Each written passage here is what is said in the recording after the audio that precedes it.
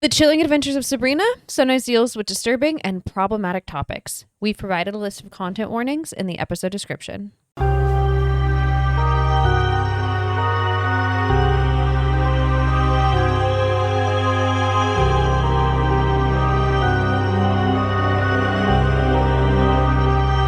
Hello and welcome to Dead Ends. I'm Emily. I'm Brenton. And we have the part 3 finale for you. Yes, we do.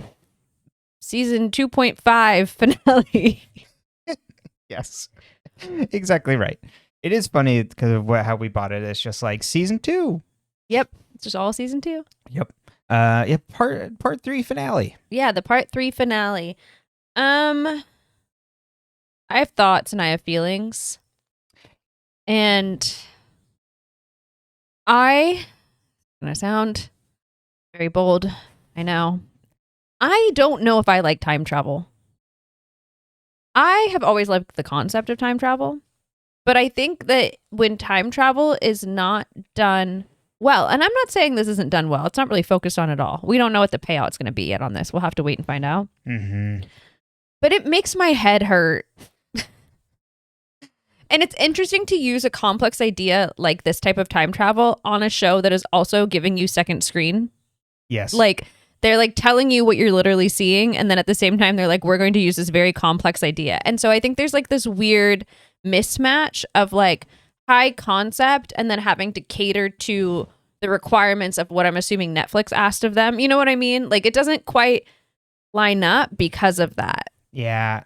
And one of my big gripes is that it is like we'll see you next season to pay off on this. And so when Sabrina flaunts it at the end, it kind of feels like the writers are just like, we'll kick it down the road. We don't need to address this. Like, so it makes it feel really unsatisfying. Whereas for me, I really like time travel and time loop things. But again, when it's done right, because it feels like we were talking earlier, I mentioned like heist movies where you see all the parts click together and you see how all this fits, and the tension comes from like, are they going to be able to like make everything line up and match? They use Back to the Future as an example here. Back to the Future is similar like this, a little lighter, but it's like Marty has to make sure that his parents end up together or else he doesn't exist. So like the main tension is like, you need to make sure they're together at the specific time and date where they met initially and fell in love, or else all the future and things is gone there. They play a little fast and loose with stuff, and then as the series goes on, it's like they get compounded on top of each other. But like that basic premise of like that follow through, cause and effect. I take it back. There's a couple time things I like. One of them, Bill and Ted's Excellent Adventure. That's right. Bill and Ted, because you know what? We're not playing that seriously with the time aspect of it.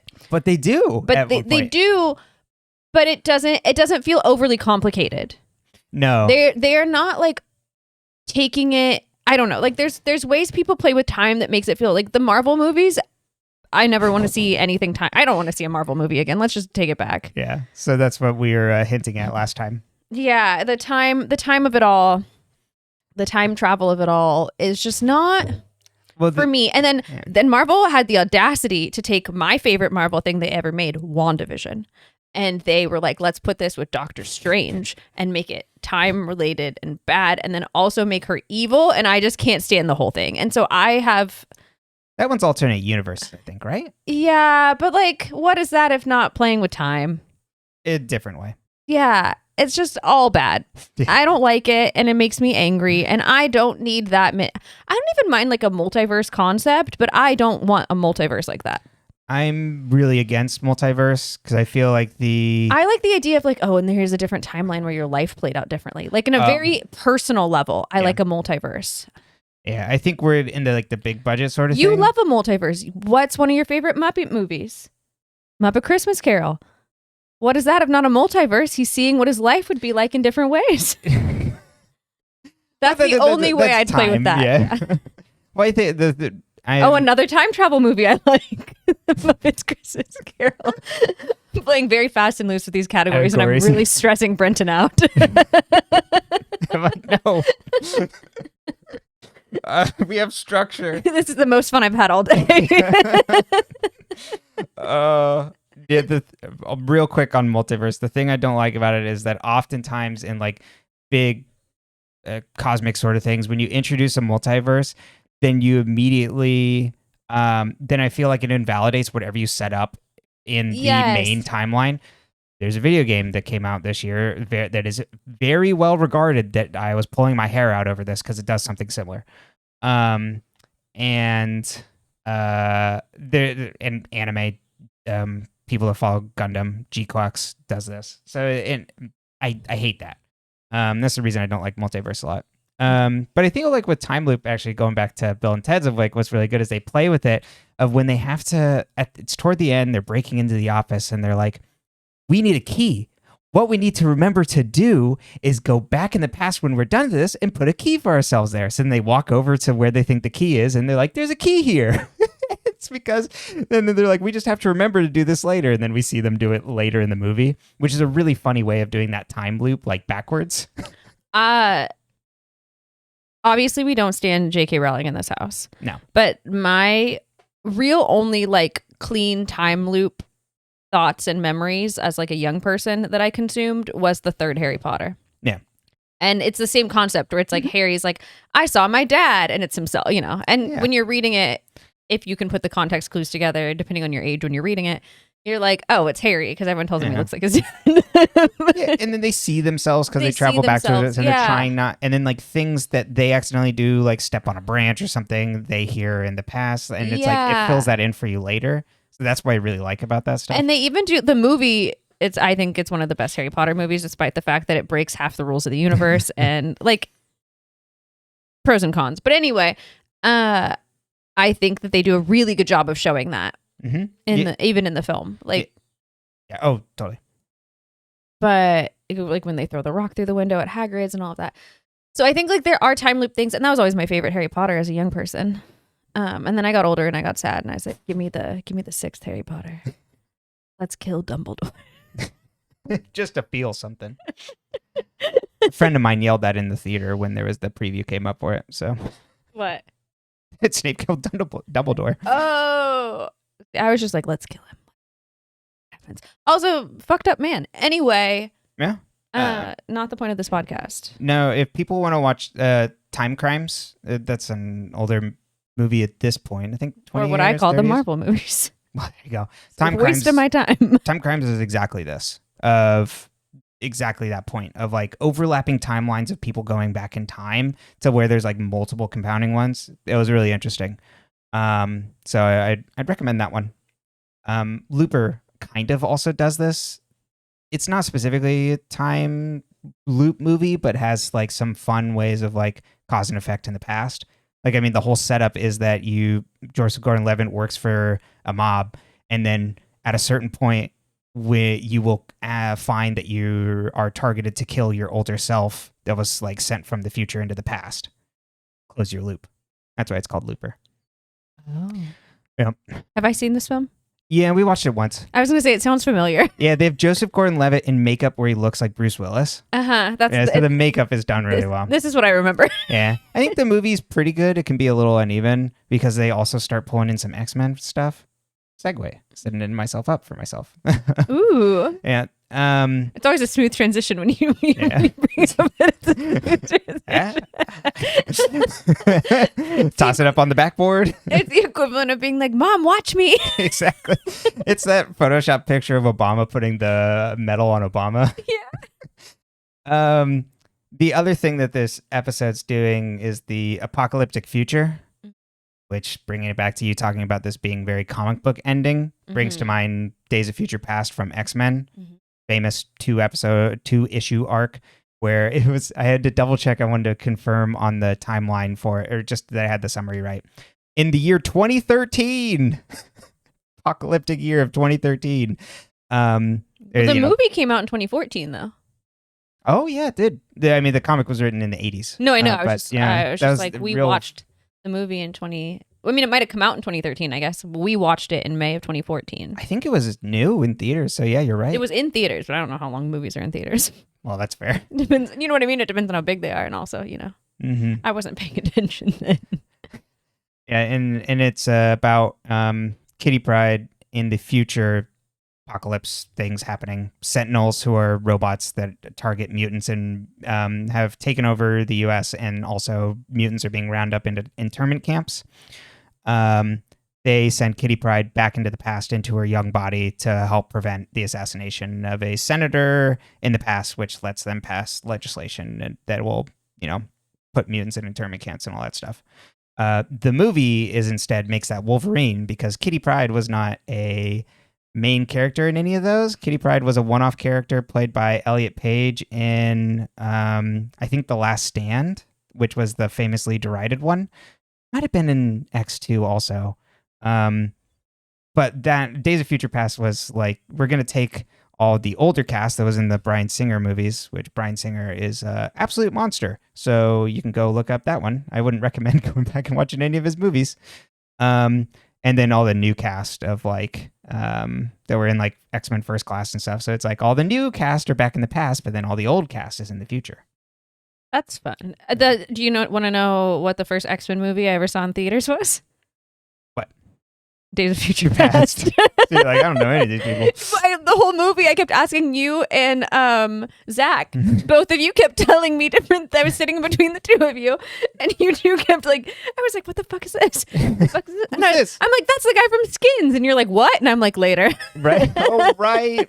I forgot Nicholas Hoult was in those movies. Yeah. Right. Yeah. And Jennifer Lawrence. Thank you. Yeah, because she was Mystique. She's Mystique. So yeah. Also, Heroes does this. I was like, the Heroes TV show. So yeah, I think just I like these things, but the way they just kind of use it as dressing here. But we'll see what happens in the future. That's right. Or the past. Hey, there you go. You can't go back now because, what's his name? Broke the egg. Blackwood. I wanted to call him Blackwell, like Wardwell and Blackwood. I couldn't remember his name, and I was just like, what?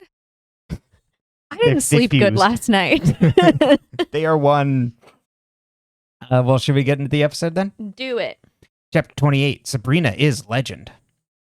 That's supposed to be like I Am Legend? I was like, I don't quite know what this means. But that's not a time loop movie. No.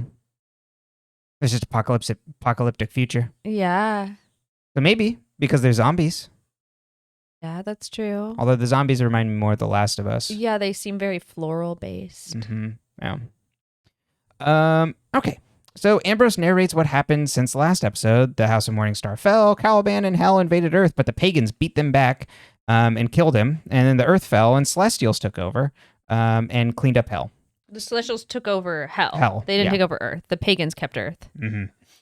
Sabrina is still encased in stone when a different version of herself wakes her. The new Sabrina switches places with her in the rock, and the Sabrina that got swapped out tells her that she has a chance to save herself and everyone else, and she has to collect the unholy regalia, save the Earth, and come back here to take her place again to complete the time loop. Before she's completely turned to stone, the future Sabrina tells her that the Ninth Circle of Hell exists in its own time pocket. Sabrina finds the throne room destroyed with bodies everywhere and goes to collect the regalia when Herod, the random centurion from Pontius's time, and Vlad the Impaler come out to greet her because they are protectors of the regalia, but then she finds she has her powers back and stops them all. And then they retell us Ambrose's introduction.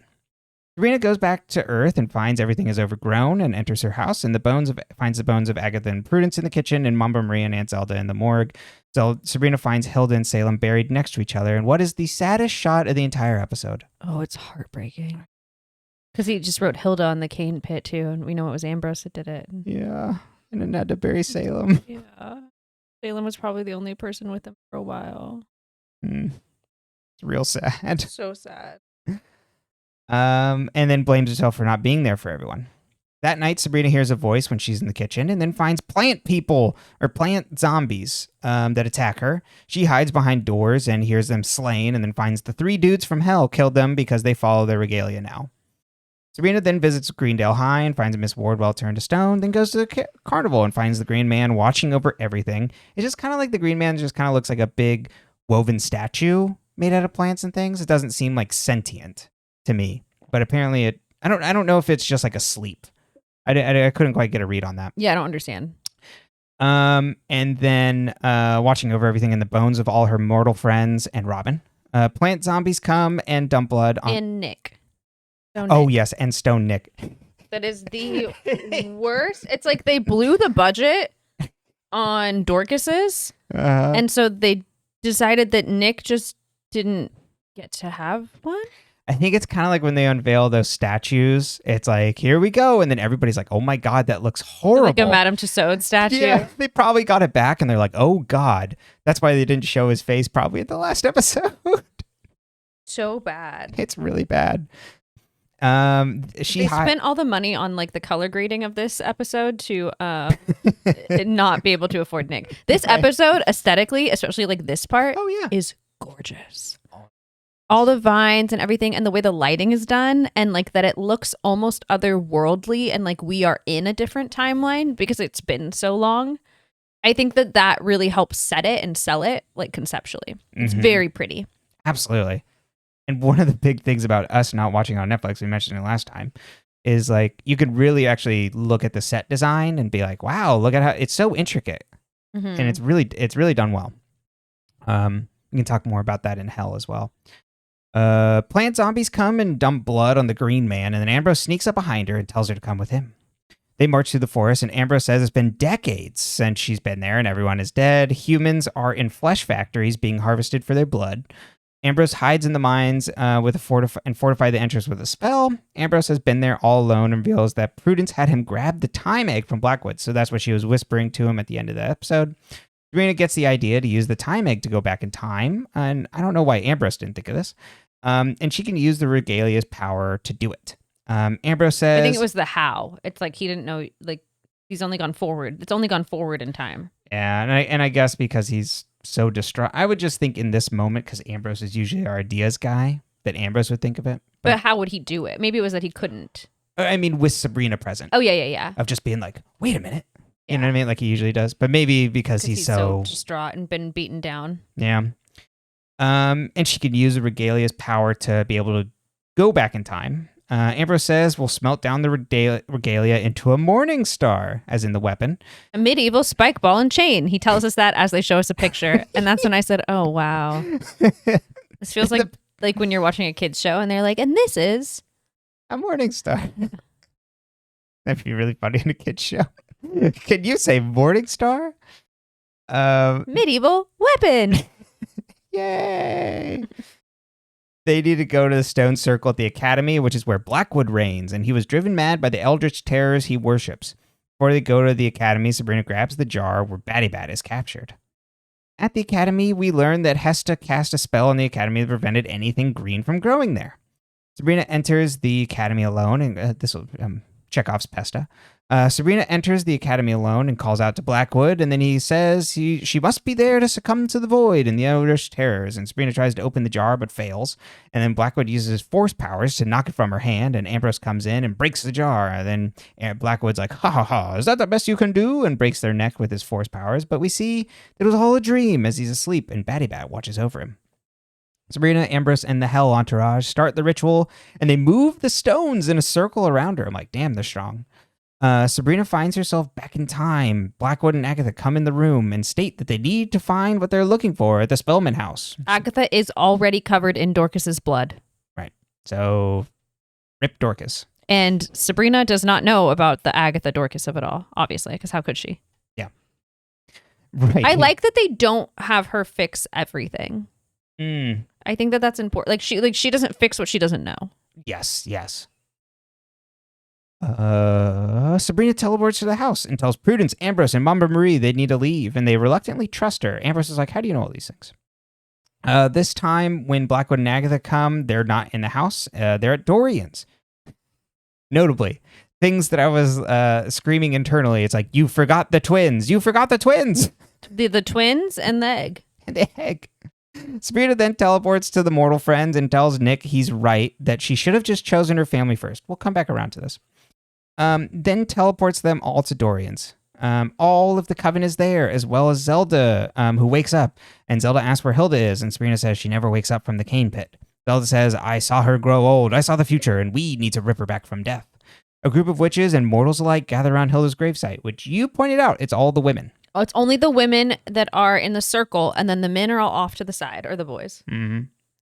And Zelda casts a spell and calls on Hecate for power and pledges their devotion to her. The triple-faced goddess. Yep. That's Maiden Mother Crone. Mm-hmm. Right. Hilda eventually wakes up, and then Robin says, outside of Harvey, they also marked Miss Wardwell as a virgin to the Green Man, and the witches put the town to sleep so they won't go to the carnival, which is the song from Peter Pan.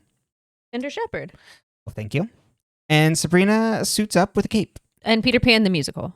Yeah. I don't think it's in the Disney movie. Not to my memory, but But mine's a little porous about that movie. Pan, not Peter Pan, as in the god, freaks out there's no people at the carnival. When is Peter Pan a god? What is Peter Pan? Magic? Is he like a fae? He does kind of act fae-ish. He's fae-ish. Yeah. Good question. If you know, Yeah. send us an email. Mm-hmm. We have Is there very a forum where you should post about this? I bet if you went on Reddit, there's a whole thing about this. Yep. Our Peter Pan. What is Peter Pan? Who is locked thread at Probably locked it 12 years ago. Robin comes in with Miss Wardwell tied up to sacrifice, and Pan's like, betrayer! And then Robin says, wasn't I supposed to infiltrate the mortals, and does it not please you, father? Should we keep the Green Man waiting? And Pan's like, no, we shouldn't. The pagans have Wardwell and the Green Man. They all pray around her, and the Green Man goes to take Wardwell, but then turns to ash, and it turns out it was Pesta in disguise, and Robin was actually Sabrina in a glamour. Turns out Sabrina put Wardwell to sleep and wiped her memory of the Spellmans being witches. Done and done. With the pagans on the rope, the mortals and witches appear before them, and they're like, get him! And Theo's packing heat, and Prudence has 2 swords and give one to Roz. I love that. Mm-hmm. And then the mortals and witches chase after the pagans. And literally everybody's like, all right, go kill him. Harvey's going to go into the Gorgon's tent to attack her, but Roz tries to say she should go to use the cunning, and Harvey's like, no, I can do it. And he brings in a small mirror with him because he's like, it worked for Jason. Jason, right? I have that right. That uses the mirror. Perseus, sorry.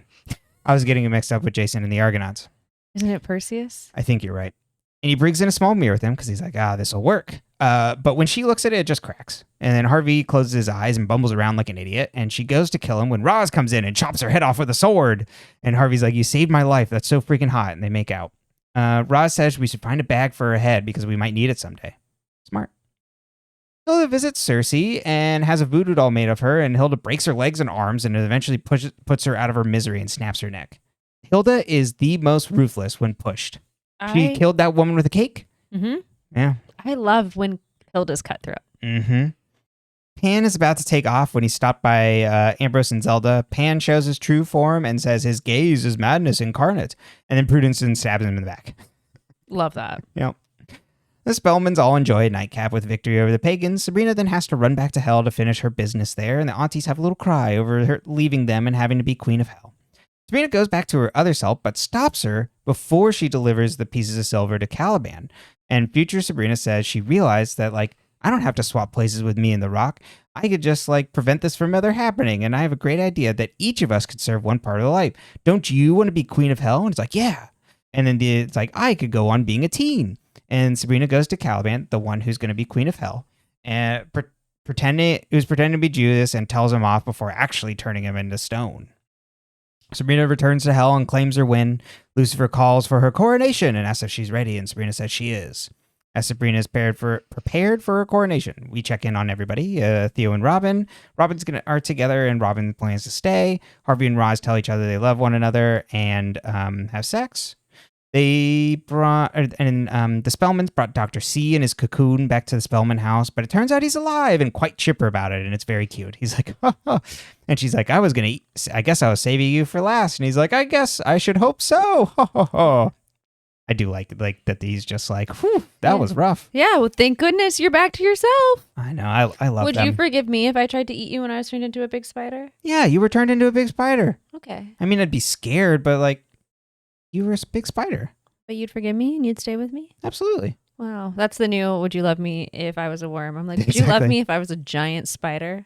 Yeah, I mean, I'd be scared, much like Dr. C, but I'd be there for you.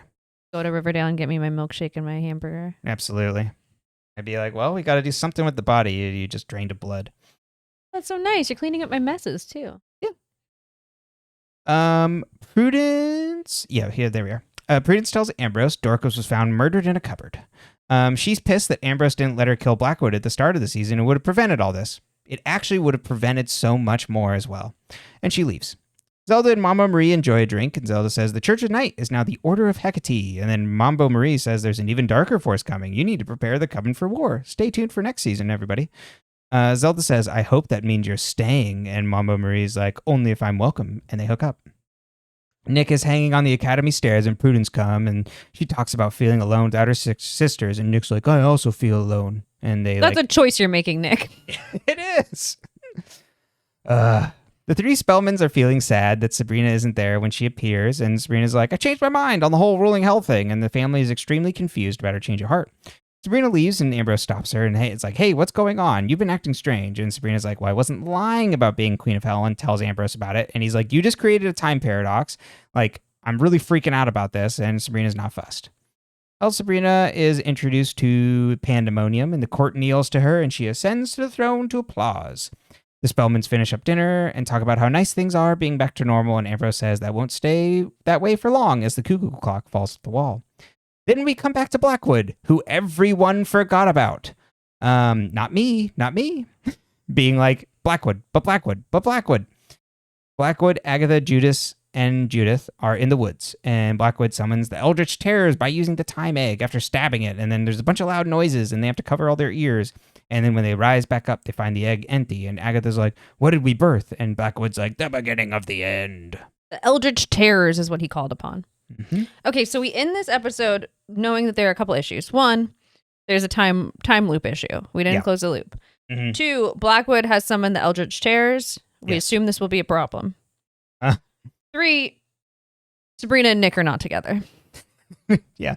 I mean, of most important. These are my issues. Yeah.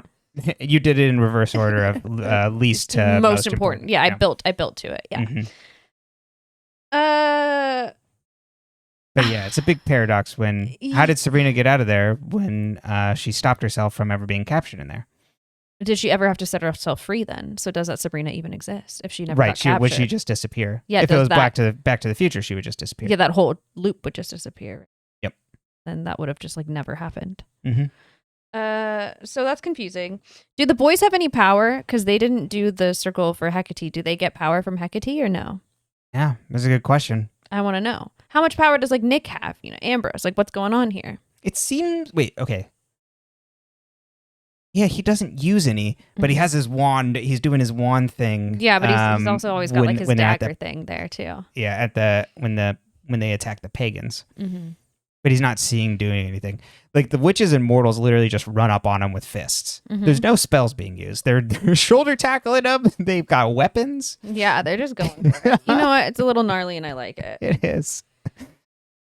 Hell said, we love a costume. We love an era. It's very, I don't know, what is that? Like Marie Antoinette style kind of vibe for Hell. They said, we liked this era. Mm-hmm. We think people were doing good here and we're keeping it. Yeah. And I like that for them. Mm-hmm. Yeah, they're like, it never got better than this. Yeah, these bone corset aesthetic. It is cool. It's very cool. Yeah, it's very fun. got the ruffle. Yeah, it's like the fingers for the collar. It's like finger bones making up the collar around her. And on her ribs, like the armor. Yes. Yes. Mm-hmm. It's good stuff. I really like it. Other thoughts? So when Sabrina gives Caliban the silver, sorry, Lucifer and Lilith are also already down there.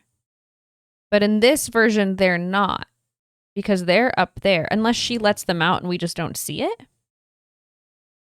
And that's so true. Does he encase them after he's trapped her? Because once he's got the silver, he's the king of hell, so he can do this thing.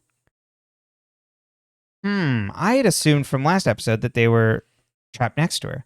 So yeah, maybe we just don't see her let them out. Yeah, I don't know.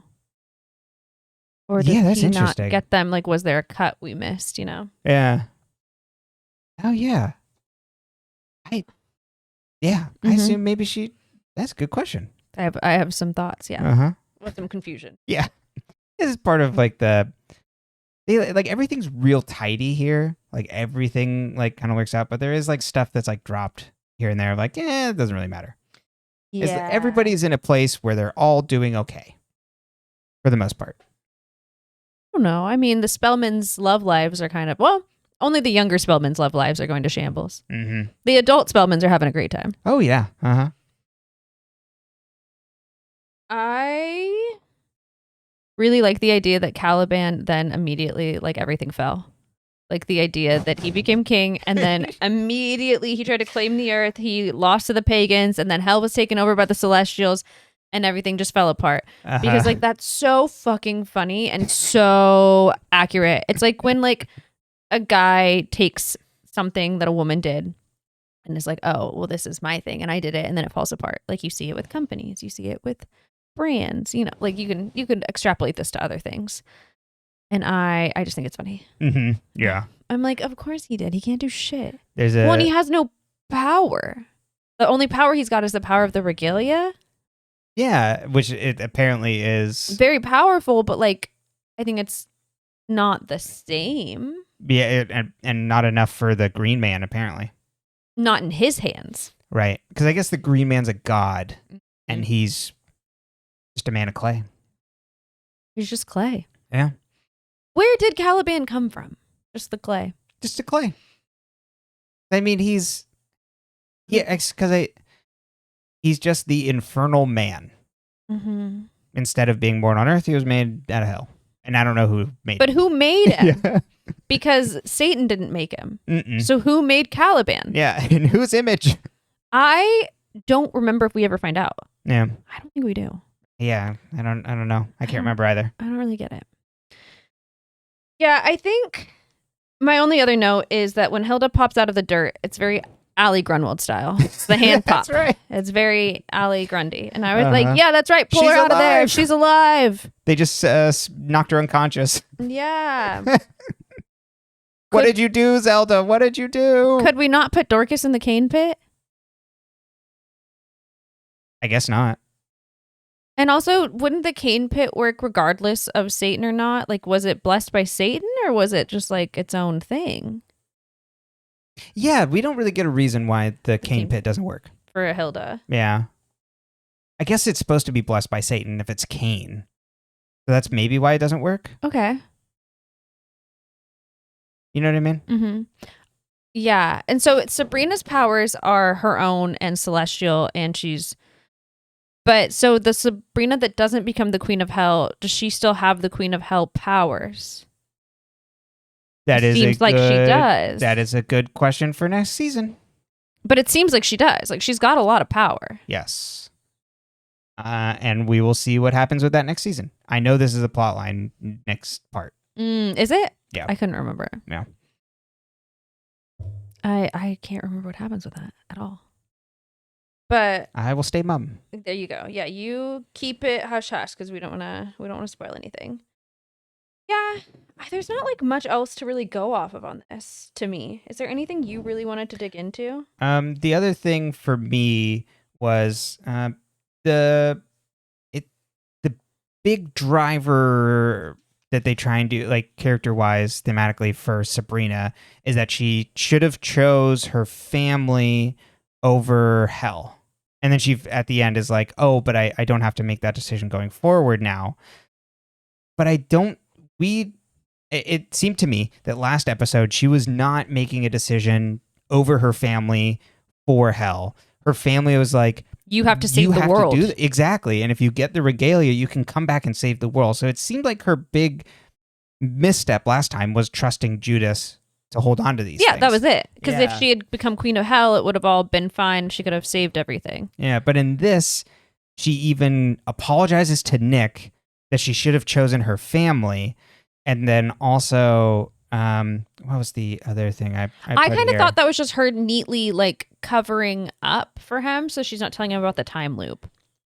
Oh, yeah, I took that as like, where she goes like, you were right, I need to apologize. And then also, when later she sees her past self, it's like, you want to be Queen of Hell, don't you? And she's like, yeah, I kind of do. so that it seems like at that point in time she was ready to ditch her family to be Queen of Hell, and now that's changed. Where I didn't get that read at all. No, it's definitely, and it's like we know the Sabrina that becomes Queen of Hell that has just lived this day up until that point. You know what I mean? It just has a different ending of the last episode. She's gonna miss her family and her life. Yeah, because she kind of was forced to make this choice. Yep. She kind of makes herself make this choice. Yeah, exactly. Yeah. It's really interesting too because like I'm like, why can't she just be Queen of Hell and have her life? No, it didn't seem. If I was Queen of Hell and I also wanted Nick, I'd be like, now I'm Queen of Hell and you better fucking worship me. That's right. Bow down. And it didn't seem like it had to be consensually. Yeah, like it was just. That's right. It put up blockers for her this part, but it didn't seem like it had to be one or the other. Yeah. And I think like if she had just become Queen of Hell, she could have saved everything. So like merging would have been good there. Yeah. Because it would have saved everything and been fine. Yep. So I think that would have been a better ending. Also because we still would have had the opening of like, if she does this, but prevents that first time loop, what like, does she still create a paradox? I would assume so. Mm-hmm. So I don't know. Yeah. But maybe not because it's in hell. Right, because and the rules are different. Yeah, so as we were talking earlier, is there now a third Sabrina? That's just stuck in the stone, but in the future in a different timeline. Mm-hmm. Something to cause for next season. So yeah, I think that's like part of being unfulfilled. Is like, come back next season. Yeah. It's very... I still think it's like a decent conclusion for what it is. Also because we know there's another season because it's in 2 parts. Yes. Yeah. It just kind of like wraps It's a mid-season finale. Yeah. And I think that's how you're supposed to look at it. Yeah. And I think my letdown out of it, I think it's a fine episode, but it introduces things that are more interesting, like time loop or the time loop aspect and preventing like the apocalypse of the future. Mm-hmm. And it kind of just does away with most of those just to tell really straightforward, we're going to like get one over on the bad guys. Mm-hmm. So there's like no surprises or anything super interesting to dig into, I think. Yeah. I don't know. I liked the last episode better. Me too. I think it would have made a better ending. Yeah. Except I would have changed the ending of it. I would have ended it with Sabrina stopping Sabrina from handing it to Judas, and it's like, well, how did she do that? And then like the mystery of that, like we know Sabrina did something and we don't know what it is. Like I think that would be really fun and interesting. Yeah, another way to make the time loop. Well, but again, they're setting it up for next season, so that's why the time loop has to be stopped here because it's a conflict for the future. Well, and what I will say about Sabrina as a character and what I think makes this show fun is Sabrina is constantly like, so some stories, I was talking to Brenton last night about like the craft of storytelling and how in some stories the plot happens to characters.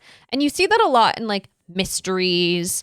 I would say like 50% of Riverdale is like the plot just happening to them. Yes. And then the other 50% is them making choices that drive the plot. I would say all of Sabrina after like the first episode is her making a choice and the repercussions of that choice coming back up later. Mm-hmm. Like the constant conflict is coming from her. Yeah. And I think that and there's also outside forces, obviously, with the pagans and stuff like that. Like that has nothing to do with her as a character and the choices she's making. But most of the choices she makes have a complication that comes up in 2 to 5 episodes. Yeah. Yep. And I think that is really fun and riveting storytelling for a character. And it gives a character that is not like annoyingly perfect. And I think there's a reality where someone writing a character like Sabrina could have made her too perfect. Mm-hmm. Like she's all powerful. Because she's all powerful, but also because she's so morally right. Like she wants to be morally good. Mm-hmm. So putting her in places where she's making decisions that are problematic but moral is like really fun. Yeah. And it drives her forward. So I think that's what makes her really interesting and it makes the show interesting. And this episode is like a really good example of that, but it just isn't quite landing the way I wanted it. Yeah. Yeah. Mm-hmm. Yeah. I think my issue with this ending in relation to that. It's like, well, we're kind of doing stuff that you were doing at the beginning of season 1 where you're like, well, I can get around things. I can get around. Like, she hasn't learned the lesson. Yeah. And it's like, does she never learn? I do think it reminds me a lot of Archie in that way. Like, where Archie can't learn the lesson. 100%. It's like Archie's got to learn the same fucking lesson every episode. Yeah.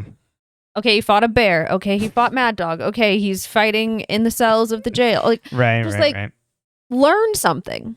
Yeah. And Sabrina's such a smart character that you expect her to kind of learn from it. Yep. So I don't know. It's hard. Mm-hmm.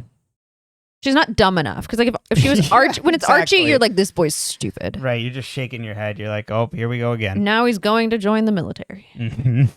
Whereas, like, you really think you can get away with a time paradox? Seems like you're like really flying too close to the sun, and you should know better. And we never found out how far she burnt on her cord cutting candles. That's true. I thought they came. Oh, right. I thought they came around in this episode, but it doesn't. It does. I thought it came around too. Oh. Ever come around? I don't know. Can't remember. Well, any other thoughts? No, I think that's it. Okay, so scheduling update for all of you. We are having some unplanned travel. So we will be gone for sure for the next 2 weeks, maybe 3. We might miss another week after that. So we might end up being gone for about a month. I don't know. We'll see what things look like. Mm-hmm. We'll keep you updated. We did not abandon you. We will be back. Yeah. We're sorry. Life is happening. We can't travel with the microphones. At one point, we'll be in a place with a very loud beagle, and you don't want a microphone in that house. You do not want audio recording equipment in that house. You don't even want to be able to hear a phone on speaker in that house. The beagle is loud. Unlike our perfectly behaved corgi, who only barks at us sometimes. Yeah, exactly. But he doesn't brew. Mm-mm. I love hounds. I think they're very cute. I do not want one. I do think he's adorable, though. Yes. Yeah, I think they're very cute. But the baroos are not for me. I'm not a barooer. That's not my vibe. That's not what I bring. No. So we will be missing for a little bit. We will be checking the YouTube comments and Instagram, and we'll be trying to engage. If you send an email, if you have thoughts, we're still here. We're just not going to be right here for then. And we'll let you know when we have episode coming up and whatnot. Yeah. I'm hoping maybe like 2 weeks, Mm-hmm. we'll at least have an episode for you. We'll see. No promises. Yeah. Fingers crossed. Life just sometimes happens. It's true. And this is one of those seasons where life is happening. Right. Sounds so like vague and like yeah, and it is nothing horrible. No, we're like house sitting and work travel and exactly. and lots of things, and then we had a vacation, but now all these things have been stacked on top of the vacation, so it's just a lot. Yeah. Where it was supposed to be just like us taking a week off for vacation. Exactly. Yeah. And now it's not. But, you know, we like money, so work, travel it up. Yeah, exactly. So we love you. And plugs real quick. Yeah. All right. You can find us on YouTube at dead_ends, and you can also find us on all your audio podcast platforms of choice at Dead Ends. Senki R does the podcast art. You can find a link to their portfolio in all the podcast descriptions. You can, as Emily mentioned, it'll leave us YouTube comments. We love talking to people there. Send us an email at deadendspcast@gmail.com, and Instagram at deadendspcast, and then also on Blue Sky at dead-ends. Well, not today, Satan. Definitely not today. Not today, Satan. Mm-hmm. Who, by the way, what's he doing? Yeah, nothing. Yeah. Does nothing. But he's got a fun, shiny outfit. He does. He does have great outfits. I do like it. And he kind of got like a turtleneck vibe going on underneath too. Looks nice. He's very put together. That's right. What a handsome man. What a beautiful man. All right. We love you. Love you. Bye.